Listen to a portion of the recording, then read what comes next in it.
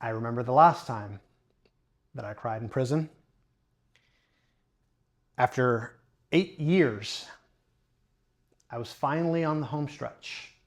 Only 16 months left to my release date. I could see the light at the end of the tunnel.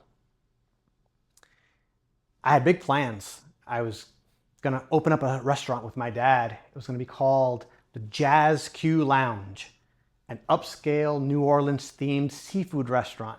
It's going to have a billiards hall and turn into a jazz lounge by night.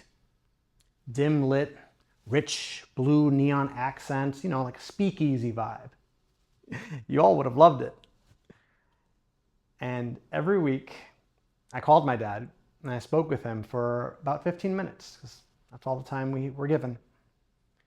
And one week, something was wrong.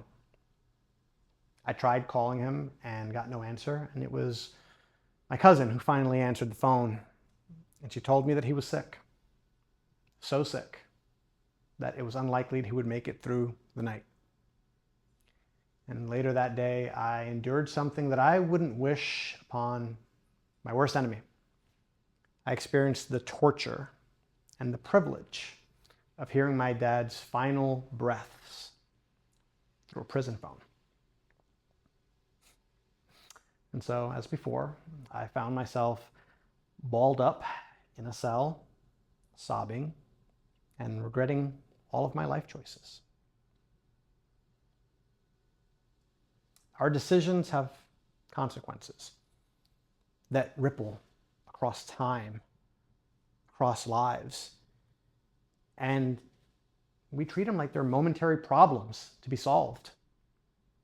We forget that no decision stands alone.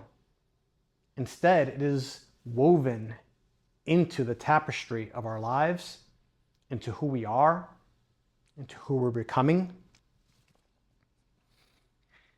Here's the funny part, is we may underestimate the gravity, the impact of our decisions, but we have this hilarious, this ridiculous obsession with certainty, specifically in business.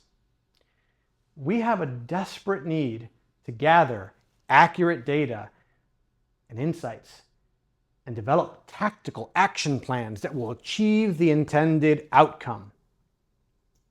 To reach that target, to achieve a goal, to meet that KPI that we're tracking. We crave so deeply to be right, to be demonstrably right, to point to a PowerPoint to show that we were right. And we've been sold on this notion that data-driven decisions are the cure. Now think about what we've built over the last couple of decades.